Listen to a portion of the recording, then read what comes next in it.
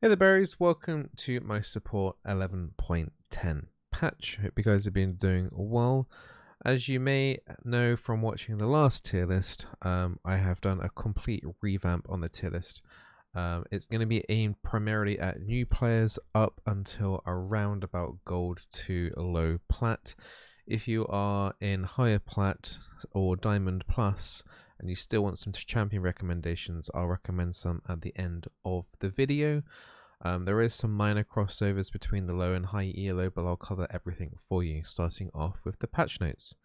If you do enjoy these support videos, the tier list, the guides that I've been making, the most recent one being Nautilus, and there's a Lux one coming up tomorrow. If you're interested in those support guides, make sure you subscribe to the channel and consider watching me on twitch.tv/Bizzleberry, especially if you have any league questions. Now let's go straight into the patch notes. There were a couple of amendments since this was posted. I have listed one regarding there's a Lux buff coming, but the buff isn't as big as it's meant to be, and also the Gourd Trinket as well. This is being amended, but I'll go through everything. Phase Rush is being nerfed, so any champions that apply slows effectively are now strong at this patch. Phase Rush was always super annoying to deal with. The slow mitigation was absolutely bonkers. So now the cooldown on Phase Rush has been increased dramatically at the start of the game, but at the very late stages of the game, Phase Rush is potentially slightly stronger. So anyone basically that has slows in the early to mid game basically have a buff over the Phase Rush. Item buffs there, nothing too crazy. The main one is for tank supports here. Tank supports generally have always had an issue in regarding what items to take in terms of magic resistance. This Abyssal Mask is getting a decent buff, plus 50 HP.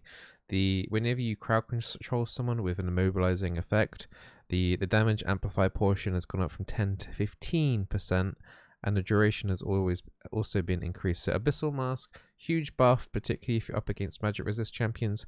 So if you're playing stuff like Leona or Nautilus or things like that, then taking an Abyssal Mask as a second or third item against AP teams is a really good option now.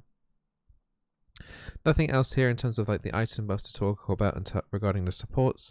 But if we do go into the nerfs, we do have a Thresh and a Bard nerf. Thresh has actually been quite massively nerfed, particularly for the start of the game. His base health going down by 31. That may not sound like a lot, but it is, especially for a tank, and Thresh is already squishy enough as it is. So Thresh nerf is a huge nerf for Thresh, and particularly will hit a lot of people that might still be playing Thresh in the low ELOs. I never really recommended anyone to play Thresh anyway in gold or below, but this is now more of a reason to not play Thresh in solo queue in those lower ELOs. Bard, also a champion that I do not recommend people play in the lower ELOs in gold minus. He's also receiving a nerf, a big dramatic nerf damage on his passive at the start of the game, going from 40 to 30. So 10 less damage on his passive from the get-go is a laning phase nerf for the Bard. So that's primarily going to be hitting high ELO players. But overall, I think if you're playing Bard anyway in the high ELO, I think you should be okay getting away with this one. Going down now into the champion buffs, there's a few support buffs for this patch. We got the Lux, Zyra, and Yumi. You can see an amendment here. Originally, it was going to be a plus 70% AP scaling buff on Lux's E, but it is actually a 65% buff now. It has been nerfed already on the PBE, the buff, but she's still going to be getting incremental plus 5 damage per point. So when you put two points in, it's going to do plus 10 and plus 15 and then plus 20 damage overall. So E buff for Lux is pretty nice for laning phase, 20 damage for free at level 9, plus you have an extra 5% AP scaling, well sorry, 0.05% AP scaling there. So every little does help. So overall, damage on Lux going up. Awesome. One of the more controversial buffs, I don't feel like Zyra needed a buff if you watched the tier list from last patch 2 weeks ago, that I made, I said Zyra was tier 1, and well, they're buffing Zyra for some reason. I don't know exactly why. Her win rates and all elos seem to be perfectly decent. You see, I thought when I saw the Zyra buffs coming in, I thought it would be catered more towards jungle, which, you know, technically could still be true, but I mean, extra utility here on the vine slash lasher slow. So that's the E plant. So that's when you do your root and then you spawn those slowing plants. This stacks up twice, by the way, so it's now gone up from 25 to 30%, so you can get a 60% slow on a target, up from 50, which is huge. 10% extra slow is absolutely huge in my opinion. So this is a huge passive buff from for Zyra straight out of the gate, very early on in the game. And on top of it, you have 2 seconds off from the first point on your W, which is huge. Again, huge. I feel like this is more of a quality of life change for Zyra. The W cooldown going down, which is those seeds that you can now plant, you're going to have them a little bit more often. And it going down from 20 to 18 seconds is extremely nice. So Zyra, huge buff overall. No actual damage buff, but it's absolutely stonks. Invest in the Zyra stocks for sure. I'm sure you can already guess who's number 1 on the tier list already. But Zyra is now like extra utility there is massive for her, so she should be loving that, and I'm looking forward to playing her on Wednesday. Yumi buff as well, very surprising. Yumi is a champion that I didn't really recommend people play in the lower ELOs. It's been between the gold minus to unranked, just purely because you're relying on your AD carry potentially a little bit too much in the laning phase. Well, this buff changes that a little bit. So we've got extra base damage on our Q projectile, plus 10 on the level, well, throughout the entire game. And the Q empowered damage, which is if you leave the Q out for a little bit of time. I can't remember the exact duration, but if the projectile stays out, it empowers. And that extra damage has gone up plus 15. So you're going to be doing a lot more damage in the early stages of the game for sure. Before your AP scaling's even kicked in. So you're going to have a little bit more carry potential here. And I feel like Yumi is going to be quite obnoxious. So if you can land your Qs and you're really good at landing Yumi Qs, this is a huge buff for you. However, most people don't utilize Yumi properly and they mess up her Qs even still quite a lot. Also, the person you're attached to in the lower ELOs, they might not understand how your Q works and that you need to walk forward. So you're still going to be missing some damage potential if you are in silver minus in particular. But overall, if you do have someone that you can work with that will land these Qs with you, this is a huge laning phase buff for Yumi. Absolutely huge. So expect to find more annoying Yumis in your solo queue games.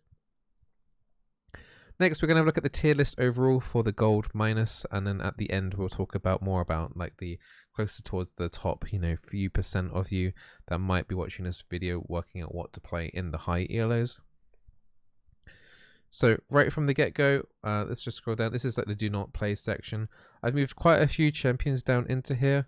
You've got a couple of things like the Tom Kench and the Tarek that you shouldn't necessarily be playing in solo queue. And nothing else really to talk about there. Let's just move up into the tier 4. Tier 4, we have Bard and Thresh has been moved down considerably from the tier list, as you may know. Bard nerfs obviously suck, but you shouldn't be playing Bard if you are honestly gold minus anyway, just because A, the champion's going to be too difficult for you, and also your teammates won't be able to utilize his tools effectively either. So highly avoid recommending Bard until you start looking around the plant elo. Thresh's nerfs, as we mentioned, are huge nerfs. I was going to put him down into tier 3 before reading this nerf, but now he's now into tier 4. He's now a super unsafe champion to play. There are better hook champions to play that I will, recommend to you. And also, Thresh has always had the issue of allies not clicking on the lanterns as well. So Thresh, no. In the hard engage theme, I'll come back to Senna in a second. So Rel is also another champion that is very hard to utilize well with teammates. Rel is a champion that has to have a teammate next to her or near her in order to actually get any use of her kit. So once again, Rel too dependent on allies at that ELO to actually get too much use out of. So do not recommend playing Rel. Senna, too high on the mechanical list, honestly, to play. If you are coming from an AD carry role perspective, and you were really good, you felt like you were decently mechanically at AD carry, you could play Senna with a grasp build going into your ranked games as a support. Otherwise, I would not recommend you playing her or learning this champion until much later on. She's just got too much going for you to actually to play with, and honestly not worth it, even if your team does need physical damage. You got a couple of gimmicky things here as well. You got like the Anivia support is a bit gimmicky, so is Yasheko. Vel'Koz is, you know, an AP support that can do okay, but overall there are much better AP supports that I want you to look at. And you have some more gimmicky support things like the Ashe and the Misfortune. I highly advise you not to play these gimmicky champions in solo queue, just because the Ashe and the Misfortune overall can be, you know, seem good at the very first few minutes of the game, but as soon as the scaling starts kicking in, and if you're not getting anything, then it's an utter disaster. Highly recommend avoiding the Ashe and the Misfortune. Moving up into tier 3, we have Yumi, Alistar, Maokai, Braum, Zilean, Seraphine, Pyke, and Neeko. So Yumi, I was going to put down into tier 4, but brought her up to tier 3 just because of her empowered Q damage. If you are an advocate for Yumi, you're going to be benefiting from this patch a lot, especially if you are good at landing your Qs.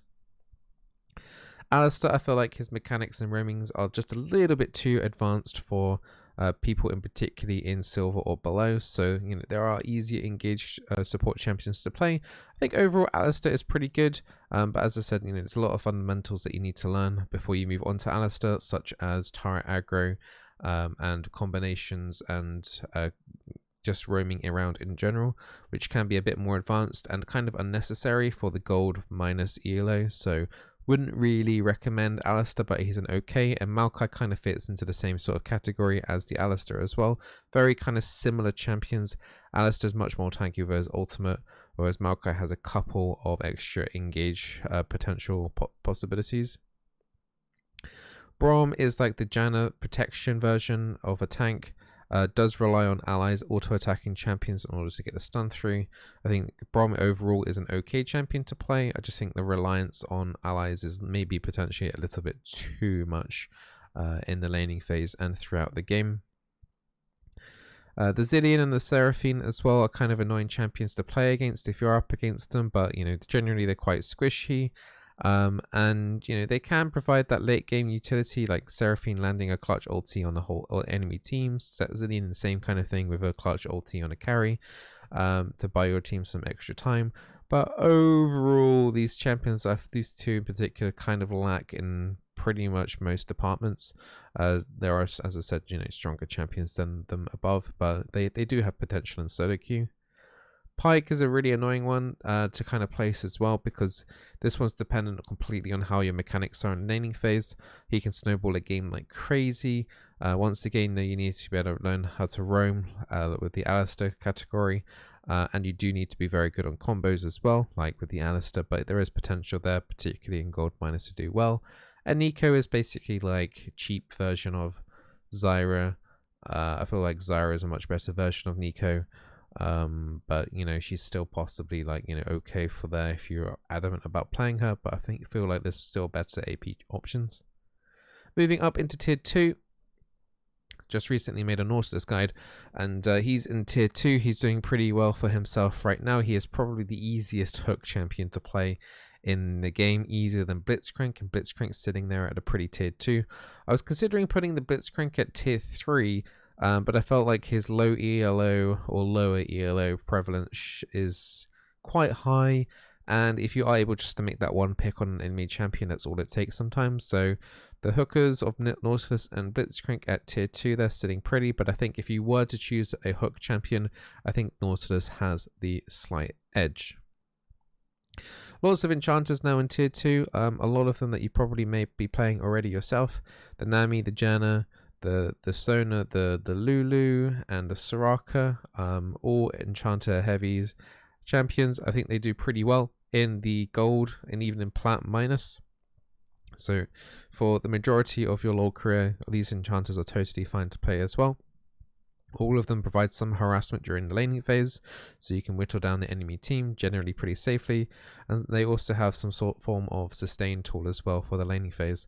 You won't be poking as much throughout the game, you'll be acting much more as a team buffer and utility, and disengaging enemy teams from entering into your backline, which can be easier said than done. But overall, these champions do particularly well for the first 15-20 minutes of the game, where I put most of the value in League. And some of these champions scale incredibly well into the late game as well. So Sona struggles a little bit during the laning phase, but then when she enters into mid game and beyond, she excels insanely by buffing up her team with spam spells. Lulu is got buffed last patch. She generally relies a little bit too much sometimes on her AD carry doing well. But her crowd control and peel and shields are very similar to some of the other enchanters on this list. So if your AD carry is not doing too great, you're still going to have some form of, crowd control on her W, for example, and then shielding up primary targets in order to keep them alive a little bit more. Now we've got some interesting AP champions here as well that you can play in solo queue. We've got the kind of going to put list Morgana under that. Morgana's like a enchanter / AP hybrid. Zyra is a AP massive poke mage, and you have Swain that's like an AP tank. These well, Swain at the very start of the game isn't an AP tank, not until he gets his ultimate, but he has insane burst damage at the start of the laning phase, and then he transitions into some sort of AP life stealing tank, which does very, very well in solo queue. So we'll go through, let's have a look. So let's go and talk about the Zyra. The Zyra is probably could potentially enter into tier 1. Very, very good poke champion in solo queue. That solo carry, being able to decide the lane, be incredibly strong early, and has amazing scaling throughout the entire game. If you do well, has great carry potential. It's just that his damage is quite high, and higher than something like a Lux, but his utility is lower.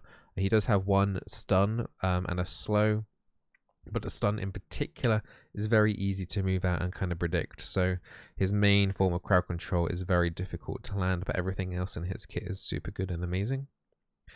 Morgana bindings, if you're working with a Caitlyn, binding into Caitlyn traps are always insanely good, or any other AD carry that can follow up on a binding. So those combinations always work really nicely. And Black Shield's always pretty strong, particularly against physical heavy teams, because if they are doing physical damage, crowd control is going to block the crowd control still. It won't block the damage, but the Black Shield will still remain, so you can further block more physical crowd control. Swain, as mentioned, his burst in lane is insane, and his harassment in the laning phase is insanely good. If you work with an aggressive AD carry there, you can do very well. Even if nothing really happens, going into 6, you can be a pretty reliable AP tank with a Zhonya's as your second item. You can do a really good job being in the front-ish line with Swain later on into the game. And then going into the tier 1, the best of the best, we have pushed up Lux into tier 1. This is Leona and the Brand and the Zyra already tier 1. And Zyra getting the buff, which is very confusing. And the utility buffs that Zyra is going to get are pretty huge. But if you're looking for the best tank in the game right now, it's firmly with Leona at the moment. She is very easy to play and extremely tanky and very hard to punish. And her ultimate is on a ridiculously low cooldown. Brand highest mage damage tank. Brand is the highest damage dealing AP support in the entire game. You can't really go wrong with him. Even if you do get caught out, if you're able to unleash all of your abilities by mashing your keyboard against your head, then you're gonna get something usually. Play him with Dark Harvest. I do have a Brand guide on him recently. Zyra, again with the buffs, she doesn't do quite as much damage as Brand. She can get close, but she has more utility, and she can provide a lot of utility as well. 60% now slows on those lasher plants equals super stonks. So Zyra, I'm going to probably be playing her quite a lot. Even in high yellow, she does very well, not only in the she does well throughout the entire ladder in my opinion, and I'm very surprised that she received a buff. And Lux got her E buff. The damage has gone up, even if it's by about 10 to 15 AP. ish overall on the scaling, and then she's got the flat damage as well. It's all adding up to extra poke in the laning phase, which just makes her even more obnoxious to play against. I do recommend the AP build on Lux, not the Enchanter one, but you can always move into that Enchanter build, particularly, you know, if you do have a bad laning phase, you can switch into that Enchanter build even with your AP runes. So Enchanter Lux can be a viable situation or situational thing to do if your team or yourself aren't doing that well early, and well, mainly yourself because you're running out of cash. So you'd go into Enchanter Lux if you're doing particularly bad in the laning phase, but you can make that transition if needed with like the chem tech and things like that. And I do have a support Lux guide coming out tomorrow, so make sure you are subscribed to the channel, and you'll get that guide notified for you on your YouTube front page, hopefully. If you are in the high ELO, if you are in Plat Plus, some key champions to talk about here are once again the Leona is still very strong in Plat Plus. So is Zyra. Brand falls off into Diamond Plus, but he is a viable pick as well into high tank users, but you get more use out of the Leona and the Zyra in particular. Lux also starts to fall off as well, but Leona and Zyra have high prevalence as well. Other champions to take note of in high yellow, Lulu becomes extremely good, especially with those buffs that she got with really high skilled AD carries. You're going to be doing a really good job with them. And also Yumi is going to stand out a little bit more now in those high ELOs too. If you're looking for, I mean, Nautilus once again does pretty well. Janna has always been a pretty stable pick. Those are probably the main ones. Bard and Thresh that we did mention that have dipped all the way down into tier 4. I think Bard is still going to be overall pretty annoying in high ELO. I can imagine him still being tier 1 or tier 2 for a Plat Plus tier list. And Thresh did take a hit. He's no longer tier 1. He's going to be quite vulnerable in that laning phase. Tier 2 might potentially be the best place for him in a Plat Plus tier list, but those are the main highlights of what is viable in those Plat Plus at the moment. I hope this tier list has helped you out. Don't forget to subscribe again. If you do have any questions, feel free to ask at twitch.tv/Bizzleberry. I wish you all the best of luck in your solo queue games, and don't forget to stay very awesome.